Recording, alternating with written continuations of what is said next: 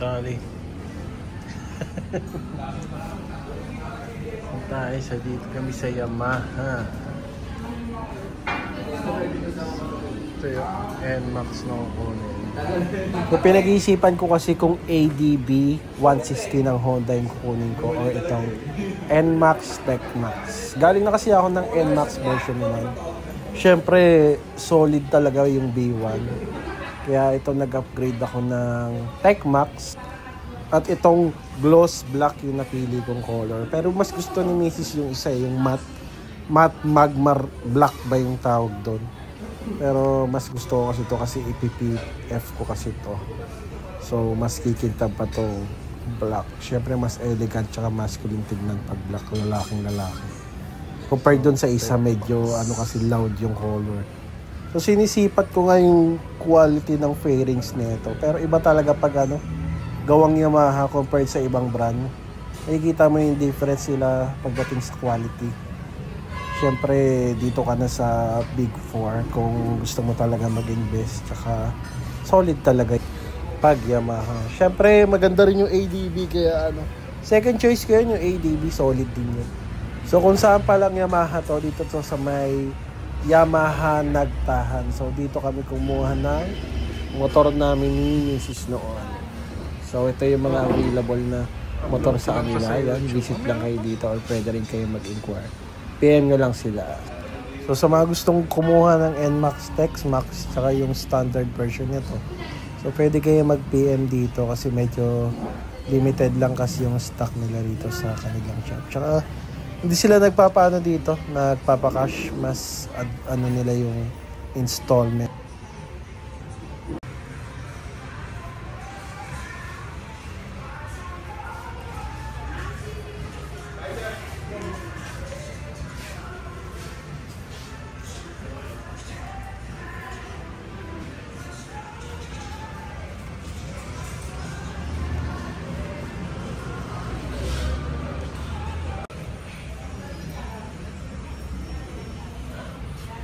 Terman na lang muna ako.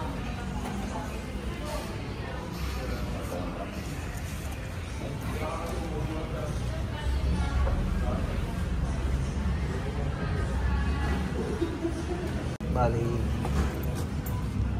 Wala, hindi rin kita dyan. Okay dito. So, yung susi na yun. So, ilan yan? Dalawa. Okay, dalawa. Ito, sensor pa rin. So, pang-activate lang ng motor to. Pag malapit, papagana mo siya. Pag malayo, Okay. wala na. Walang function niya, located siya. Wala. Doon. Yan, umiilaw siya sa atom ito. So, battery operated to sir ha.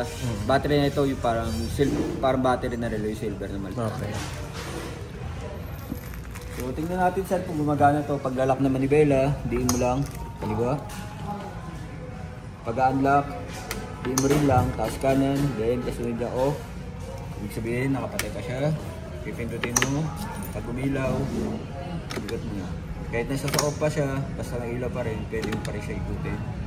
Pero kung nasa off na siya, wala na ilaw, hindi mo na siya may ikot, pipindutin mo. Okay, then open para sa fuel tank at sa upuan. Then on natin. So ABS sir, alam mo, na-idea ka na kung ABS. Yung kulay pula sir, yan yung engine temperature natin, ibig sabihin yung init na makina mo. Diba umilaw siya, then wala. Ngayon kung natili siya nakailaw, ibig sabihin nag-overheat ka na, pahinga lang yun. Yung kulay dilaw, yan naman yung check engine. Pag siya naman yung natili nakailaw, may problema naman yung electrical wiring mo, then yung engine mo. Then yung letter A, yan yung idle stop, yan yung pag nakahinto ka mga 5 seconds, mag-idle yung makina mo, tapos sigalan mo lang, andar ka ulit. Pero kung ayaw mo siyang gamitin, pwede mo siyang patayin. Then TCS, yan yung traction control, yan yung nagde-determine kung may friction ng gulong mo sa kalsada. Tapos yung CVT, katulad ng check engine, kung makikita mo lumabas yan, ibig sabihin, may problema na sa CVT mo. Pag lumabas yan? Okay. Then ito sir, accept lang. Pag ito pinindot mo, yung check, makikita mo, settings. Up and down yung paglipat. Okay. Ngayon, yung mga music, weather, notification, or ano dyan, navigation, kapag kinonekta mo yung cellphone mo dito sa motor, yung bike connect. Pero as much as possible kasi hindi namin masyado yung advice yan kasi malakas sa battery. Kung mapapansin mo, Battery ng motor. Okay. Kung mapapansin mo, kung sa online, kahit magtanong ka doon sa mga grupo ng NMAX, pinapatanggal nila yan kasi malakas kumain sa battery yan. battery ng motor. Oo. Okay. Eh syempre, may charger ka naman ng cellphone doon. So, pero sa motor kasi. Then, settings. Ano oras na sa isa pa? Sa bala. Ano?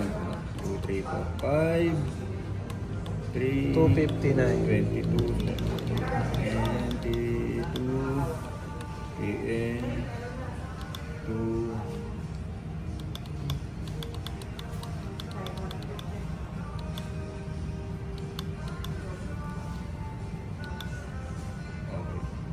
Then ito yung back. Okay. Yan, back. Pag ito naman yung pinindot mo, makikita mo consumption. Okay. Yan. Average kilometer per hour, kilometer per liter.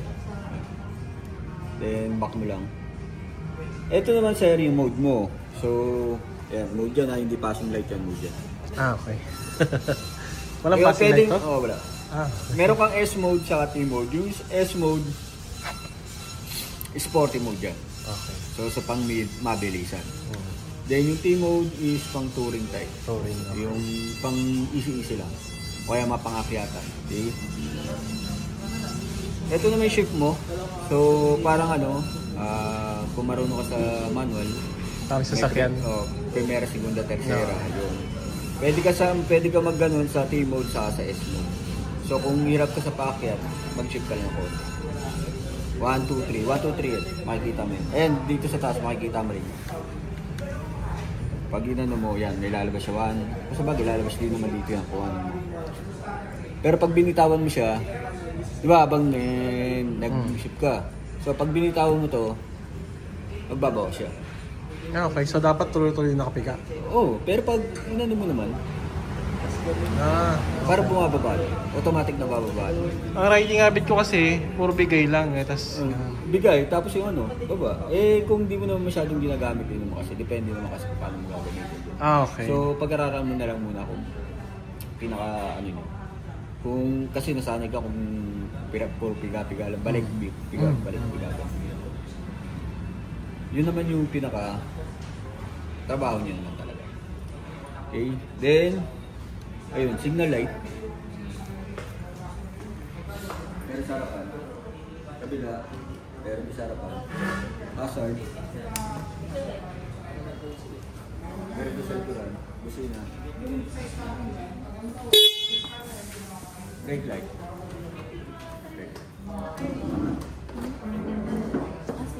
Then, pag mag-start, syempre, alam na, naka-brake. Pag-start mo, protected talaga dyan. Ay, wala pang kapag. Bili mo na ako ng gas. Sige. Pag sumupa sa research, 1 litro lang kasi yung ano ko. So, ito na yung bagong service namin. Service pamalengke. Pasok sa store. Yon. So, ito na. Nalabas na namin. So, yung NMAX natin. Bagong ano.